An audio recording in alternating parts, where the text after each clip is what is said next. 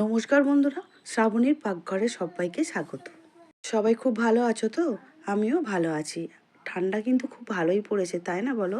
সেই জন্যই শীতের রাতে বানিয়েছিলাম ফুলকপি আলু ভাজা আর রুটি।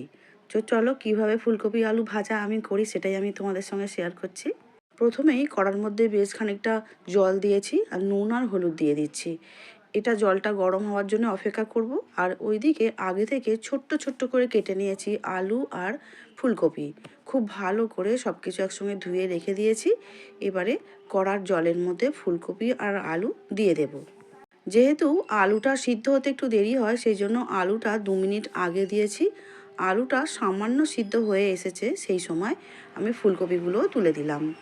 এবারে খুব ভালো করে নাড়াচাড়া করে নিয়ে ঢাকা দিয়ে দেব আরও 1 মিনিট থেকে 2 মিনিটের মতো। বেশি কিন্তু সিদ্ধ করলে খেতে ভালো হবে না। আর ঠিক 2 মিনিট যখনই হয়ে এসেছে আমি ঢাকাটা খুলে দেব। এবারে খুব ভালো করে একটু নাড়াচাড়া করে দেখে নেব যে আলু আর ফুলকপি সিদ্ধ হয়ে গেছে। এই অবস্থায় কিন্তু পুরো জলটাকে রিলিজ করে দিতে হবে। চুবড়ির মধ্যে আমি পুরোপুরি ছেঁকে নিয়েছি আর কড়া বসিয়ে দিয়েছি। কড়ার মধ্যে বেশ খানিকটা সর্ষের তেলও দিয়ে দিলাম। দিয়ে দিচ্ছি 5 ফোড়ন আর 3-4টে শুকনো লঙ্কা মাঝখান থেকে ফাটিয়ে নিয়ে দিয়ে দিলাম। এটা খুব ভালো করে ভেজে নিতে হবে। ভাজার পরে শুকনো লঙ্কা আর 5 ফোড়নের মধ্যে যে সুন্দর একটা গন্ধ আসে, সেই গন্ধটা যখনই চলে আসবে ওই সময় সিদ্ধ করে রাখা আলু আর ফুলকপি তুলে দেব। আর দেখতেই পাচ্ছ একদম ঝরঝরে, এর মধ্যে কিন্তু কোনো জল নেই। খুব ভালো করে নাড়াচাড়া করে ভেজে নিতে হবে। আর আমার আরও একটু বেশি ঝাল ঝাল পছন্দ বলে আমি আর একটু গুঁড়ো লঙ্কা এতে অ্যাড করলাম। তো তোমরা যদি মনে করো যে ঝালটা বেশিই লাগছে তাহলে অ্যাড করতে হবে না।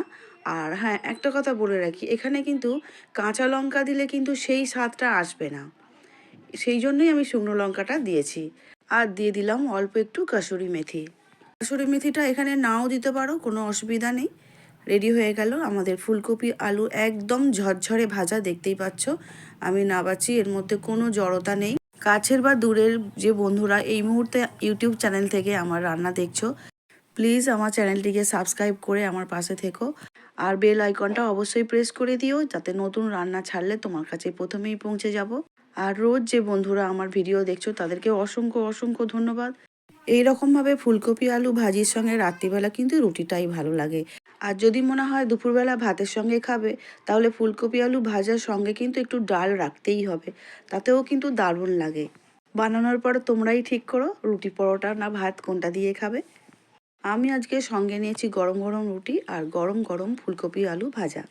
আর শীতের শুরুতেই তো গুড় তো পাড়া দিয়ে সবসময় যাতায়াত করছে, প্রায় 2-3 দিন ছাড়া ছাড়াই। তো আমিও গুড়টা নিয়ে নিয়েছি, একদম ঝোলা পাতলা গুড়। রাতের ডিনারটা কিন্তু একদম জমে গিয়েছে। তাহলে আজকের মতো টাটা, সবাই খুব ভালো থেকো। আমার ভিডিওটা এতক্ষণ দেখার জন্য অসংখ্য ধন্যবাদ।